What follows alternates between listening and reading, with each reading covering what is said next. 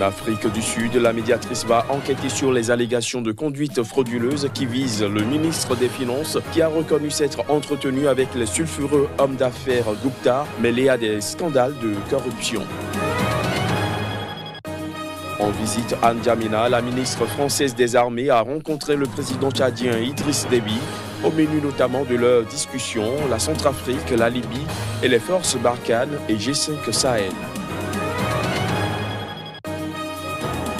Et puis en RDC, 5 civils ont été tués ce mardi dans une attaque attribuée aux rebelles ougandais des forces démocratiques alliées. Les miliciens ont pris en embuscade une voiture entre Béni et la province de l'Ituri. Voilà pour les titres. Bonsoir à tous. En Afrique du Sud, la médiatrice va enquêter sur les allégations de conduite frauduleuse qui visent le ministre des Finances, Lana Néné. Ce dernier s'est retrouvé dans la tourmente après avoir reconnu s'être entretenu avec un trio de sulfureux hommes d'affaires proches de l'ex-président Jacob Zuma, lui-même cité dans des affaires de corruption. Les détails.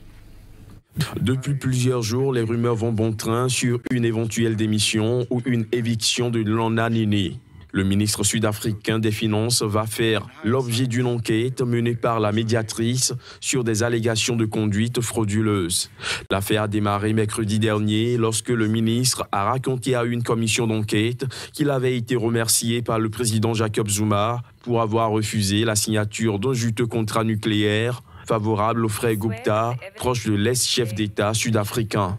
Lors de son témoignage, le ministre a concédé avoir rencontré les frères Gupta à leur domicile, mais il a catégoriquement nié les accusations de l'opposition qu'il accuse d'arrangements douteux avec les Gupta lorsqu'il était vice-ministre des Finances, puis patron du fonds de pension des fonctionnaires. Au lendemain de son passage devant la commission d'enquête, le ministre des Finances a publié une lettre pour s'en excuser, concédant une faute et une erreur de jugement. Mais loin de calmer les critiques, son courrier n'a fait que relancer les accusations et les appels à son départ. Titulaire du portefeuille des Finances depuis 2014, Lana Néné en a été écarté en décembre 2015. Il l'a retrouvé il y a 8 mois, nommé par Cyril Ramaphosa, le successeur de Jacob Zuma. En visite à N'Djamena, la ministre française des Armées a rencontré le ministre tchadien de la Défense ainsi que le président Idriss Déby. Au menu notamment de leur discussion, la Centrafrique qui, selon Florence Parly, est l'objet d'une particulière vigilance de la part non seulement de la France, mais aussi du Tchad. Voici les images.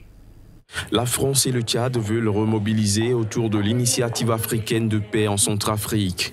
Il s'agit d'une annonce faite ce mardi à N'Djamena par la ministre française des Armées, Florence Parly, à l'issue d'un entretien avec le président tchadien Idriss Déby Itno. Également au menu de cette rencontre, la situation en Libye. Nous avons évoqué ensemble les questions régionales, c'est-à-dire la situation en Libye, puisque une attaque très violente a frappé le nord du Tchad il y a quelques semaines de cela. Et puis nous avons également évoqué la situation en Centrafrique, qui est l'objet d'une particulière vigilance de notre part, mais aussi de la part du président Déby. La ministre française des Armées a également rencontré le ministre tchadien de la Défense, Bichara Issa Djadala. Il a notamment été question du poste de commandement de la force Barkhane installée à N'Djamena depuis plusieurs années et qui constitue un élément essentiel du dispositif français en Afrique. La reprise des opérations de la force du G5 Sahel, des opérations interrompues par la saison des pluies, n'a pas été occultée.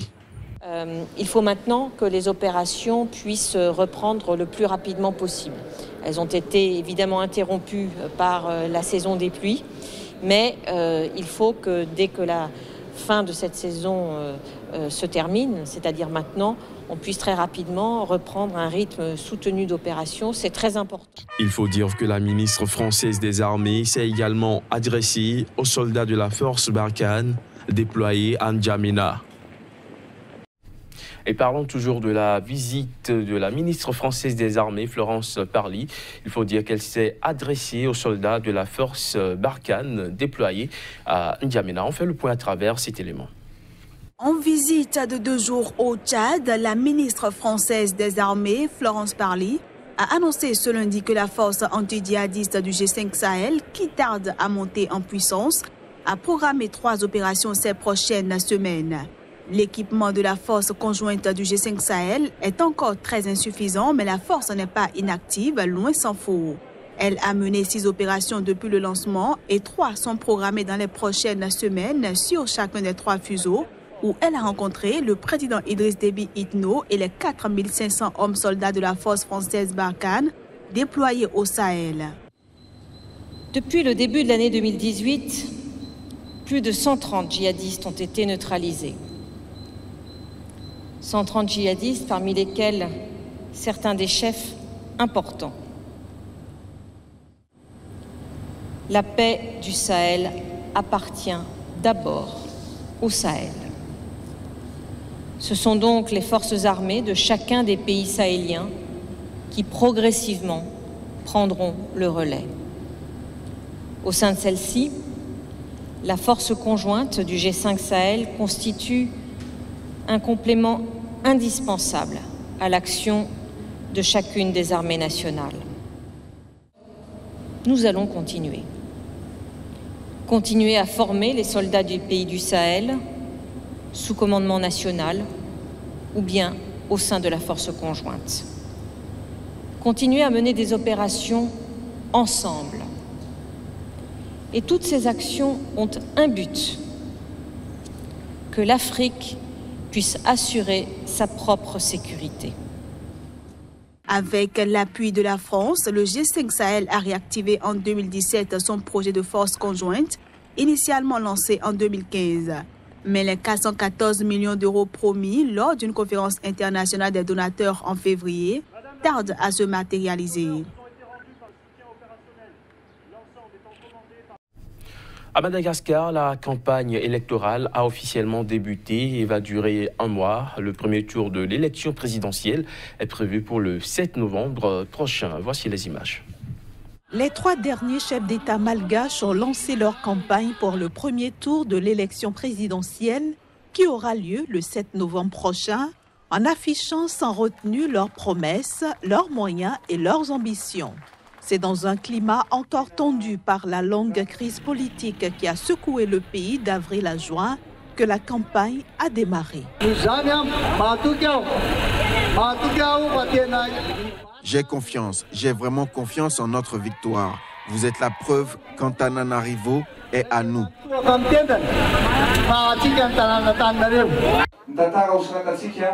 Je suis convaincu que dans 1 mois et demi, nous allons écrire une nouvelle histoire pour Madagascar. Au total, 36 candidats ont été retenus pour les 2 tours du scrutin présidentiel prévus les 7 novembre et 19 décembre. Au Cameroun, l'un des principaux candidats à l'élection présidentielle, Maurice Kamto, a revendiqué la victoire face à Paul Biya, président sortant et grand favori du scrutin. Paul Biya, dont il a été par le passé ministre. Ce faisant, il se met hors la loi, selon le gouvernement. Sans donner de chiffres, de pourcentage, ni indiquer sur quoi il basait ses affirmations, Maurice Kamto, l'un des principaux candidats à la présidentielle de ce dimanche, a revendiqué devant la presse ce lundi la victoire face au président sortant Paul Biya. J'ai reçu mission de tirer le pénalty historique. Je l'ai tiré. Le but a été marqué.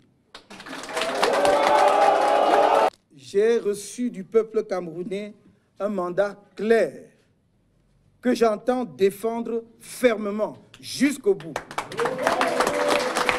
Je lance un vibrant appel aux candidats à l'élection présidentielle qui, comme nous, ont œuvré pour un changement dans la paix dans notre pays, à se tenir mobilisés pour défendre, en cas de besoin, la volonté exprimée lors du scrutin du 7 octobre.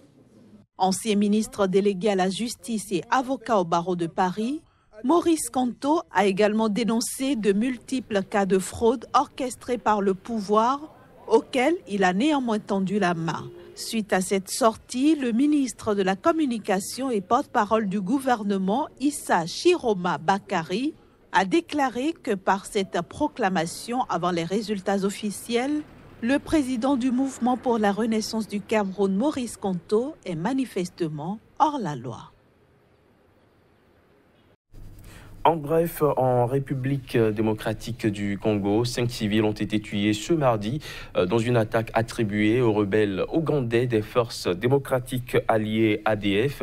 Selon un responsable territorial de la région de Béni, dans l'est du pays, les miliciens ont pris en embuscade une voiture sur la route nationale 4 entre Béni et la province de l'Ituri. La police égyptienne a tué 10 djihadistes présumés mardi à Al-Arish, dans le nord du Sinaï, où les forces de sécurité mènent une vaste offensive contre le groupe État islamique. L'information a été donnée par une source sécuritaire. On fait le point à travers cet élément.